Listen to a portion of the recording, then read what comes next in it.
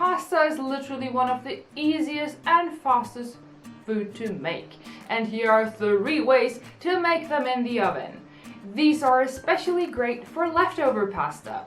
Here we go! First off, we got the Keep It Simple baked pasta with minimal ingredients and one of the quickest recipes ever.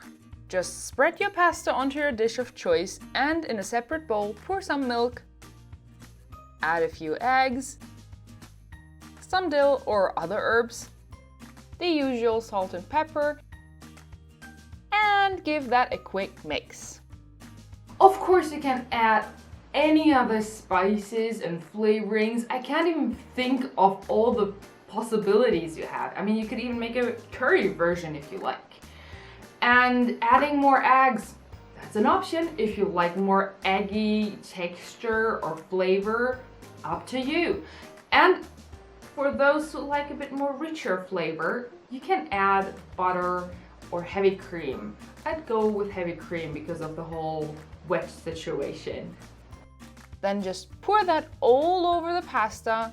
Maybe you want to wiggle it a bit or give it a quick stir depending on the dish you're making it in, and top it off with cheese of your choice.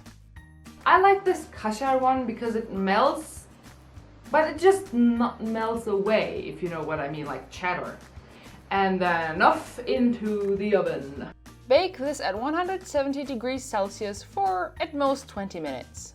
The egg mixture doesn't need long, but you need to keep in mind if your oven has been preheated and if you want to have the cheese just melted or getting all crunchy. Once out of the oven, you can dig in. This one is quite nostalgic for me as my mom used to make this a lot when we were kids. Mushroom leek pasta. 2 things right off the bat. The name is not creative. It's literally just the ingredients and well, I'm open for suggestions, so let me know in the comments below how you would call this. And for number 2, I forgot to shoot a decent finish up shot.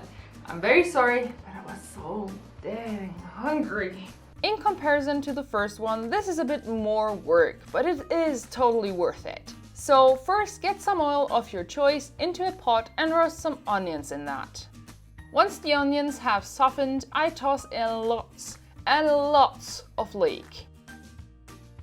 I know both are from the same family, namely the onion family.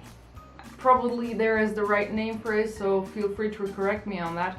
But what I mean is that the flavor of the onions themselves matter to me a lot, and it does taste different. It makes it all creamier in the end.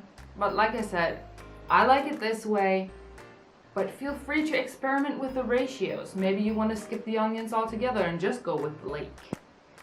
Up to you. Roast these until the leeks start to lose shape and toss in the mushrooms. I like big chunks, so that's why they're so big, but you can of course cut them into slices or even smaller. Roast this now all together until it gets a bit watery. So it's time for the seasoning. First off, some salt, followed by some black pepper, some red pepper flakes, and just a tad of cumin. As much as I like onions and onion-like veggies, they can make you really gassy. And I do like cumin.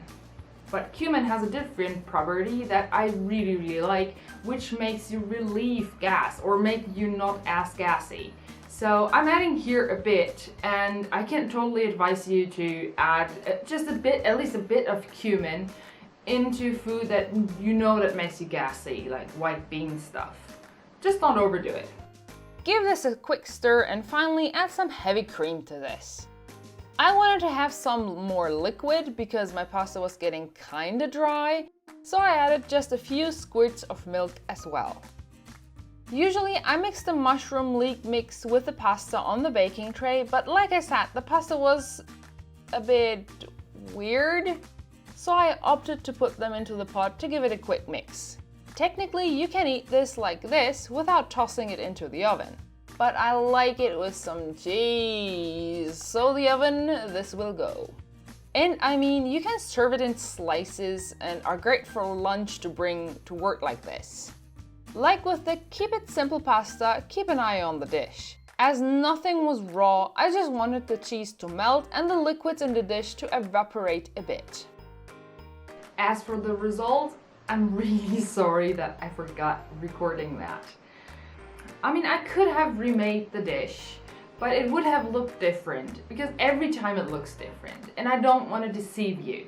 And to be honest, I like to make variations of the dish depending on what veggies I have at home. I mean, I like maybe a carrot in there to make the dish overall sweeter. Just cut them in tiny pieces, roast them a bit beforehand so that it softens a bit and gives like the roasty flavor, and toss it in. That's it. And the last one for today, the fake lasagna. This has the most work, but it is totally worth it. First off, you'll oil up your pan and add the chopped onions to them. After roasting them for a bit, add some small chopped carrots to them, together with some peppers. We want to roast them all together so that they all at least soften a bit. Then comes the minced meat of your choice. I use beef, and you continue with the roasting some more. Once the meat has gotten some of the roasty flavor, add your tomato sauce or watered down tomato paste. I'm using the tomatoes I cook to preserve every summer. It just tastes so damn good. Then season the whole deal with salt, red pepper flakes, thyme, and of course some black pepper. Let it bubble for a few minutes and turn the heat off. For the second part, we are making bechamel sauce, or some call it just white sauce. Thing is, I miscalculated the size of my dish and the ratio I'm making here while recording, and it just got a bit watery overall. Not watery, but milky. So, not to worry, I have the right ratio in the description below, and just go smaller. I don't know why I just decided to make this huge dish. Shit happens.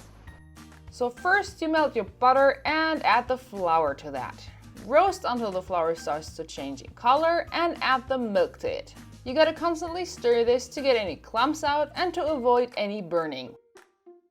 As usual, we need to season this, so first salt, the mentioned more milk, but skip that for your ratio, and a bit of nutmeg.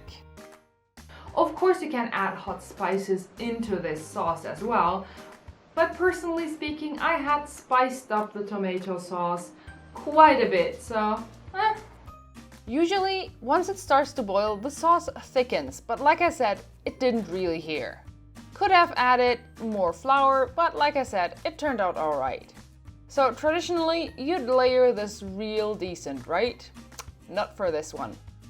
The pasta you are using here are not thin layers, but scattered pieces, so layering isn't much of an issue. For showmanship, I am at least attempting this, and of course topped it off with some cheese. you might have noticed a pattern here. I love cheese. Like the mushroom leek one, we got here no raw components, so it doesn't need too long to bake. 20 minutes to half an hour should suffice. But like I've said before, you gotta know your oven and how thick you actually have made your fake lasagna. This might be fake lasagna, but to be honest, it tastes amazing. And personally speaking, in this whole situation, I don't want to go out and get the special pasta plates or however you call those thin layers of dough. This works just as great and it tastes just as great. Of course the texture is different, I'm not saying it's not, but well, let's look cool. So I hope you have enjoyed this week's video, and if that's the case, I hope you will drop a little like down there to help our channel. I would love to know which one you would like to try out. I love all of these. I mean, some more than others, but I do. Thank you for watching till the end, and subscribe if you don't want to miss our weekly videos. Have a delicious weekend and see you next Friday.